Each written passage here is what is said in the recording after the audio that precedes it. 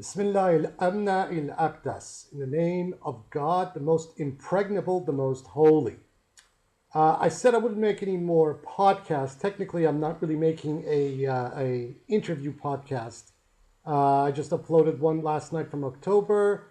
The bigger podcasts are coming back in February. I may make one more podcast after this in answer to a question from a friend. But what I want to address in this particular one at the moment is a matter of interest, I think, to note. You will note that in a previous podcast, I underscored a sort of threatening phone call that Kayvan Yahyai, my friend and interlocutor, received from this Mr. Khalaji of the Washington Near East Institute of Foreign Policy. Now, just in the last couple of days, a very weird individual suddenly popped up on Reddit, on the Ex-Baha'i subreddit, and then subsequently on the Bayan subreddit. I've now banned them from the Bayan subreddit. And just a little digging around reveals that this individual is actually someone I have locked horns with in the past. Some of you who are on Facebook remember this very weird character who was associating with these Russian fascists, but at the same time pushing a very hardcore, both Arab nationalist line and simultaneously a ultra-Sunni Takfīrī line. This is the guy that used to go by the fake name Syntrophous Cyril Rafiq. He's a guy that lives in Brooklyn. I believe he's of Arab heritage, but the guy doesn't seem to know even a word of Arabic, and he can definitely not cobble together a coherent sentence in Arabic whatsoever. This guy has a history with myself and several other people on Facebook, as well as on Twitter, going back to 2016 during the election campaign.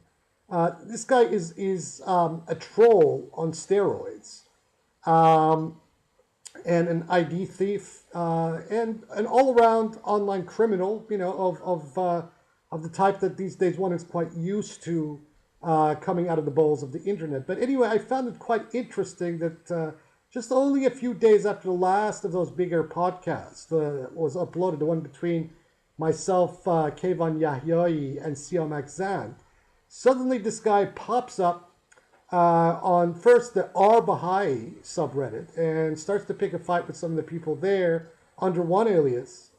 Then comes to the Ex-Baha'i subreddit and starts to pick a fight with some of the people in that subreddit. I answered this guy as politely as I could on a threat that he himself started. But then he came over to the Bayan subreddit and began lambasting. You know, I at first responded to him politely, but then, you know, I realized this guy has an agenda. And then a little digging further on, I found out that this guy has a dozen IDs on Reddit, one of whom is shadbakht, SchismWithinSchism, TheShiiteFallacy, the primordialman, and several other ones. I'll put these up in the description box after I upload this video. I find this very interesting. Now he's targeting me and going on a rampage, both on the Bahai and as well as the Ex-Baha'i. I put up a notice on the Ex-Baha'i that this guy needs to be banned from the list. He's breaking rules. He's off topic, and he's constantly picking fights with people.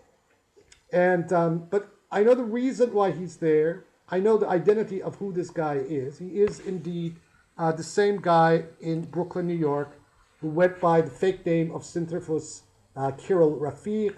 He at one time has pretended to be a sympathizer of Russian fascism. That is, you know, the circle of people around Alexander Dugin, but yet simultaneously pushes an Arab nationalist line that lionizes some of these Takfīrī groups like ISIS and Ahrar al-Sham, etc. And some of these sympathizers of the pro-Syria, pro-Russian camp, some of these people are so stupid. And they're constantly friends with this guy on these multiple accounts. They don't realize that this guy is a shill and that his political sympathies are on the very opposite side of the side that these Russian fascists themselves claim to be on, namely on the side of Syria and on the side of Russia. But, you know, these guys, some of these guys are quite sketchy themselves. Nevertheless, I find it very interesting that as I'm uploading podcasts, as new material is coming up, and I'm quite open about where I hang out on the internet, suddenly this guy appears. And now he's polluting the water, muddying waters, you know, doing his thing. I'm answering this guy where I can. I blocked him on one account and his other IDs, and screenshotted all of his threatening private messages. But what I want to say is, back in late 2017, I had a very interesting Skype conversation with an individual in Delaware. And I hooked up with this individual originally on Facebook. And I hooked up with him as a result of this article that was published by The New Yorker regarding the troll industry in the United States. And at the time, you know, I was being attacked by this whole cavalcade of Russian fascists, these supporters of Alexander Dugin and his Eurasian fascism. This guy reached out to me, and we had a very long 2-hour Skype conversation. He basically broke this all down for me.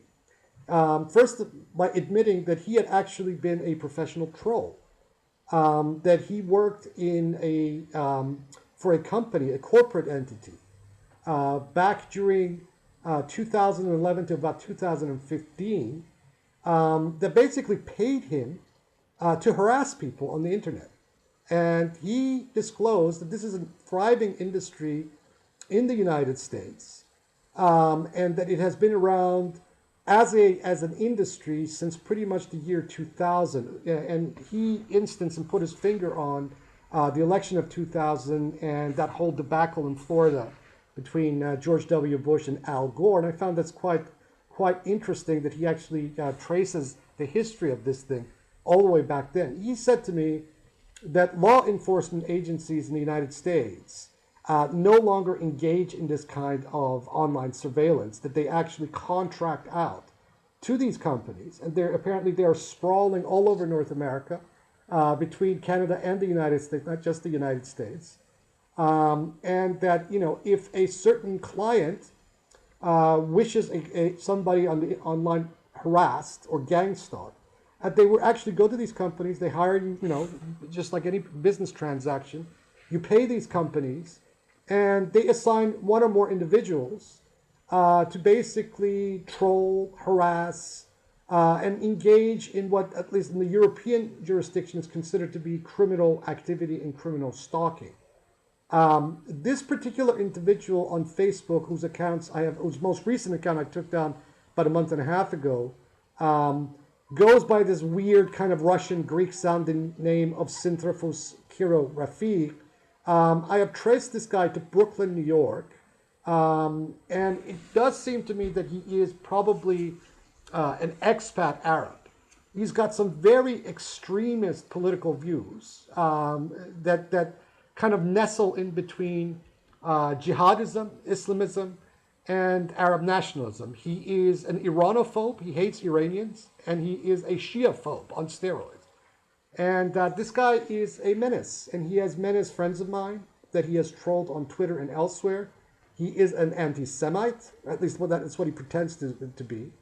And he just trolls. And the conclusion that myself and other people who have looked at this particular file about this guy is that he is a professional troll, that he is probably hired by one of these companies, and that, you know, that this is what's going on. So given the threat that this Mehdi Khalaji launched at my friend Kayvan Yahyai, it occurs to me that more than likely this Syntrophous Rafiq, and given his proclivity and penchant of playing both sides against the middle, he is more than likely working for one of these NeoCon outfits. And he's a wedge pusher. So he's, you know, wedge pushing primarily on behalf of forces that are anti-Iranian and anti-Shia. And this has been very consistent. I have, you know, pages upon hundreds and hundreds of pages of screenshots of his activities on Facebook, where this is all detailed, what he's doing. So My conclusion is that this individual is working, more than likely, or is working from one of these troll companies, but is whose client is one of these entities, such as the Washington Institute for Near East Policy or something similar to that. This sort of trolling, in my case, has been going on, since the last decade. I know the I know the textbook signs of this stuff whenever it crops up. There are interests, and these are interests exclusively in the United States, that just do not, want myself to speak at all. So they're targeting, and they've been doing this. They did this on Iranian.com. They did this on the Usenet group Talk Religion and Baha'i. One of the people involved in this gang stalking has been known to me since the year 1999. He lives in New Jersey now. And there are other individuals involved. This is organized. It is professional and is corporate run. And I just wanted to put this out there that we are on to this individual. They are committing a crime. The Islamist anti-Shia views of this individual pigeonholes them and unequivocally stereotypes them as a Takfīrī. So if his employers have any sense at all, they would pull this troll off right now, because this could very fast and very swiftly become an incident that will pull the mask off of the particular entity that has hired this particular troll in the activities that they are engaged in. I'll leave it there for the time being. La hujja ila aliyan abd nabi.